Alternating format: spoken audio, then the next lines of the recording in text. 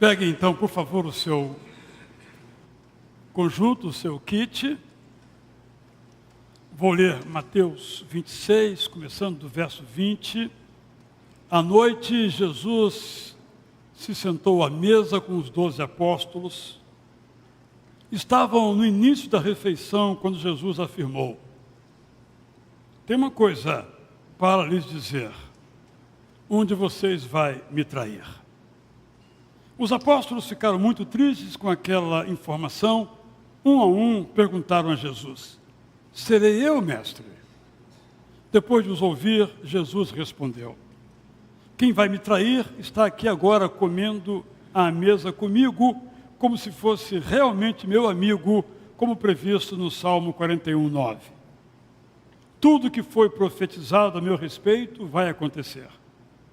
Tenho que ser traído, mas lamento muito pela vida daquele que vai me trair.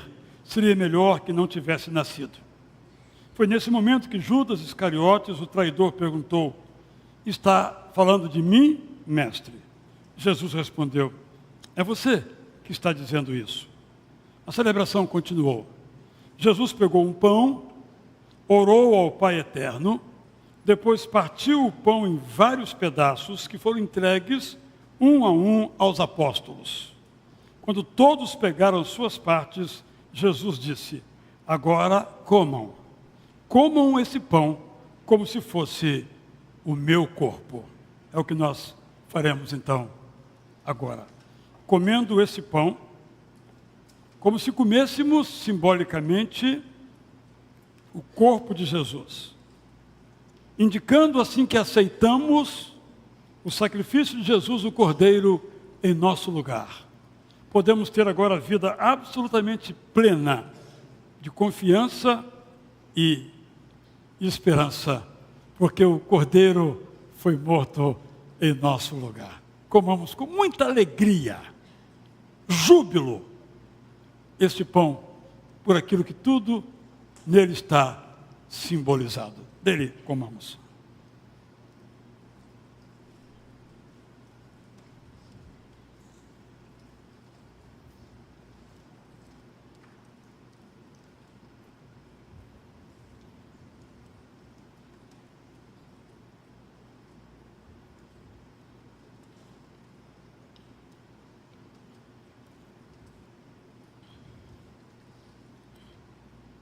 Em seguida, Jesus pegou o vinho, deu graças e passou o copo para que cada um bebesse um gole. Antes que bebessem, Jesus agradeceu ao Pai Eterno. Depois disse aos apóstolos: bebam. Bebam como se fosse o meu sangue, o sangue de um novo pacto. Quem com fé celebra comigo este pacto tem os seus pecados perdoados. Eles beberam. Jesus completou: saibam que a partir de agora, nunca mais beberei vinho. Só beberei quando nos encontrarmos no céu, na casa do nosso Pai Eterno. Em seguida cantaram um hino e saíram em direção ao Monte das Oliveiras, distante meia hora a pé. Bebam. Bebam como se fosse o meu sangue, o sangue de um novo pacto. Quem com fé celebra comigo este pacto tem os seus pecados perdoados. Eles beberam. Bebamos também do cálice.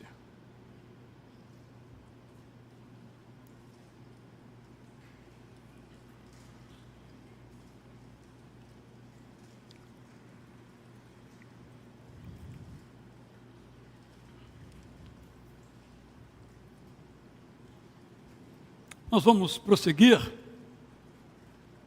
Eu vou contar em breves palavras a história da esperança. A nossa esperança é Cristo. E essa esperança foi anunciada em Gênesis 3, 14 e 15. O Deus Eterno chamou a serpente e lhe declarou: Por ter feito o que fez, você é maldita entre os animais domésticos e selvagens. A partir de agora, você vai rastejar no chão e vai se alimentar da poeira por toda a sua vida. Além disso, você e a mulher serão inimigas. E essa inimizade alcançará os seus descendentes. Um deles, descendentes, será ferido por você no calcanhar. Mas um descendente da mulher ferirá você mortalmente na cabeça. Quando o homem pecou e no desespero se afundou, naquele momento Jesus, personificado aqui na figura do Pai Eterno, o Deus Eterno, fez uma promessa. Não vai ficar assim. Não vai ficar assim, às vezes é uma ameaça que fazemos, uma vingança.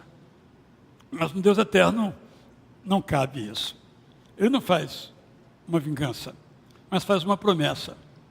A promessa que tinha era a seguinte: a serpente tinha derrotado o primeiro casal.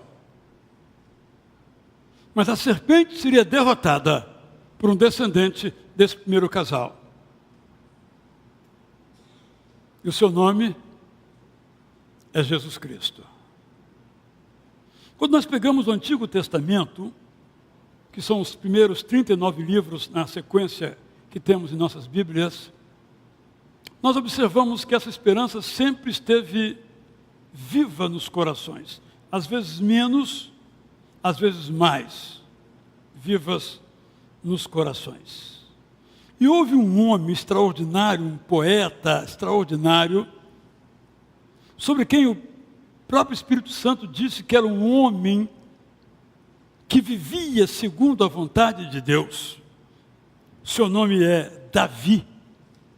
Depois de escrever muitos poemas, depois de governar o seu povo e o Nilo, um dos livros da Bíblia registra as últimas palavras deste homem. Eu ouso dizer, Neemias, que Davi não sabia o que estava falando. Porque o que ele disse ali, uma pessoa normal, com o seu conhecimento, não diria. As últimas palavras de Davi. Segundo Samuel 23, versos 1 a 7. Diz o texto, na versão Prazer da Palavra: seguem as últimas palavras proferidas pelo rei Davi, filho de Jessé. Davi, escolhido pelo Deus Eterno para ser rei em Israel, foi também o homem que escreveu os mais belos poemas contados por nosso povo. Eis então as últimas palavras de Davi. O Espírito Santo falou por meu intermédio, e agora revelo que ele, o nosso Deus, aquele em quem confiamos, me disse: surgirá. Vocês vão entender porque eu disse ao Neemias que Davi foi realmente totalmente inspirado por Deus e não sabia o que estava falando.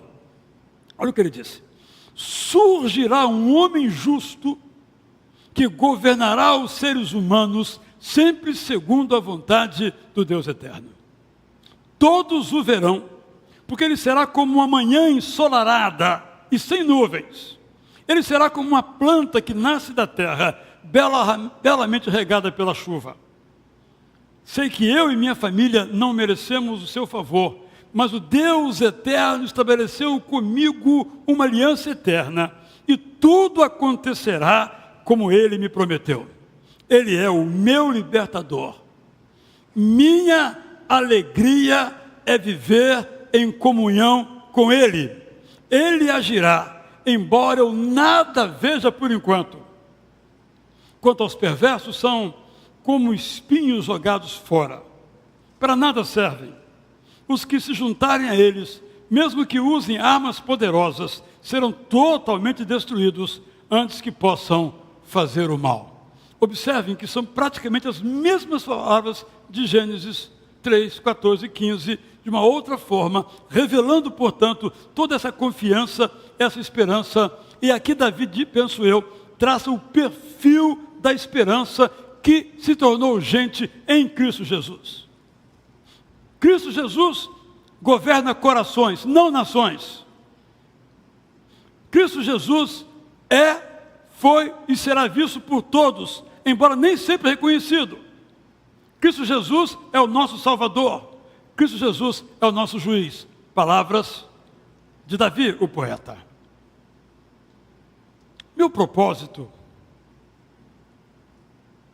é contribuir para que essa esperança habite sempre os nossos corações. A esperança é um projeto de Deus. Gênesis 3, 1 a 14. Lá no princípio. Ao longo de todo o Antigo Testamento, essa esperança foi crescendo ou morrendo, vivendo ou se apagando nos corações, mas nunca no projeto de Deus. Então, essa esperança se tornou uma pessoa. Jesus. E nos convida a todos a vivermos no compasso da esperança. Eu quero então trazer 3 breves sugestões como é que nós podemos viver cheios de esperança ou no compasso da esperança. Primeira sugestão: ponha o foco na esperança, não nas dificuldades. Dificuldades, quem não as temos? Dificuldades financeiras, profissionais, relacionais, segurança. Estão aí. Se nós colocarmos o foco na dificuldade, nós vamos colher mais dificuldades. Mas se nós colocarmos o foco da nossa vida na esperança que é Jesus Cristo, nós vamos sentir que somos cada vez mais amados por Cristo. Isso faz uma absoluta diferença na nossa vida. Segunda sugestão: ponha o foco da sua vida em Cristo, não nas pessoas.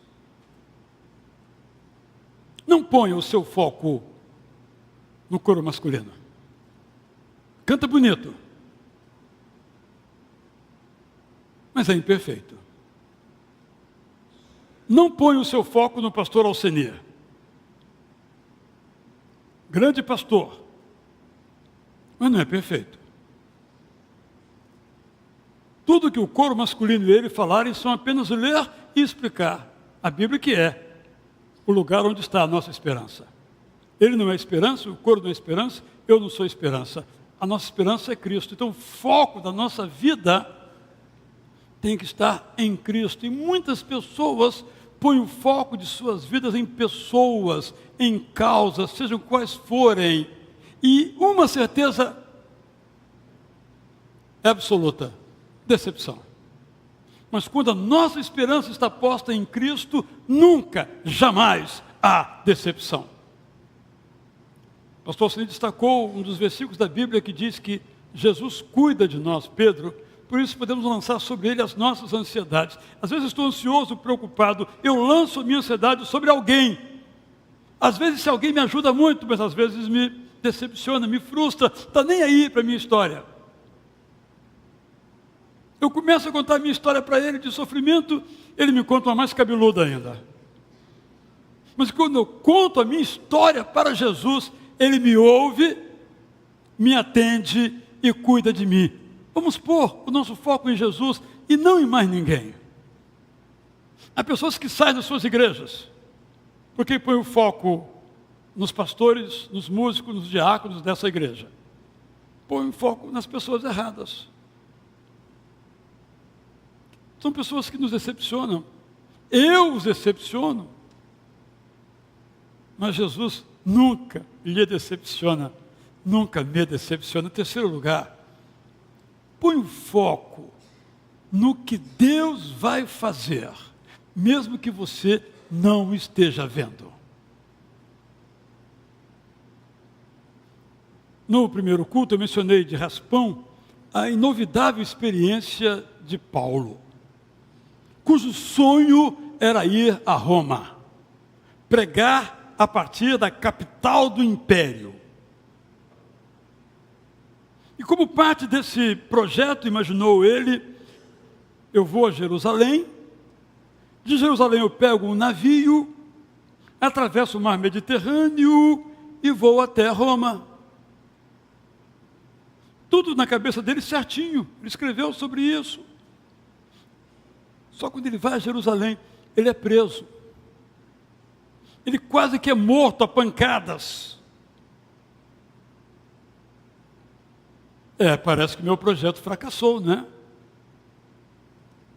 Aí Deus vem a ele um dia, uma visão à noite: Paulo, você está indo para Jerusalém, mas até lá você vai sofrer pra caramba. Ele foi a Jerusalém. Eu imagino que quando Paulo estava naufragado lá naquela ilha, ele disse: eu acho que eu ouvi a voz errada de Deus. Porque aqui tem jeito. Mas Deus estava trabalhando na vida de Paulo, como está na minha. Eu às vezes não estou vendo. Você não está vendo. Mas Deus está trabalhando. E Ele não tem que prestar contas a mim ou a você. Israel, estou trabalhando, está bem? Ele já disse isso nas Escrituras Sagradas.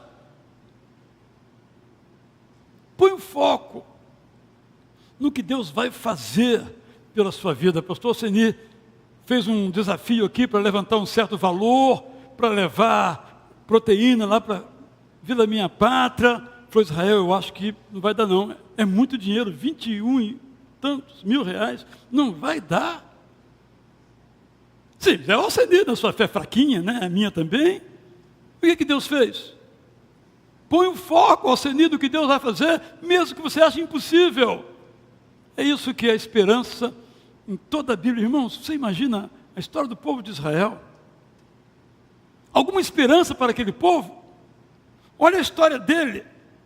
Eles saem de uma condição de escravos no Egito, migram de modo extraordinário para uma terra de leite e mel. Agora tudo vai bem agora, né?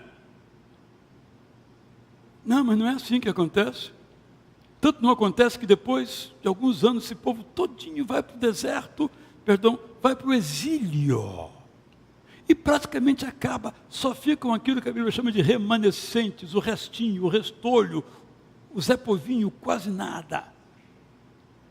Mas de onde vem o Messias Jesus? Esse povinho quase que tendo acabado, porque Deus faz assim. Meu convite a você, portanto, ponha o foco na esperança, ponha o foco em Cristo, ponha o foco no que Deus vai fazer. E aí, então, eu volto ao Evangelho de Mateus, capítulo 26, no finalzinho aqui dos versos 29. Saibam, disse Jesus, que a partir de agora nunca mais beberei vinho, só beberei quando nos encontrarmos no céu, na casa do nosso Pai eterno. E aí os poetas bíblicos, depois os poetas que vieram ao longo da história, começaram a cantar essa verdade do nosso encontro com Jesus Cristo, para tomarmos de novo esse cálice especial, reservado no céu. Dizem que vinho bom, eu não tomo vinho, mas dizem que vinho bom é vinho de safra antiga. Então imagine a safra do vinho que eu vou tomar quando eu chegar no céu. No mínimo 2000 anos.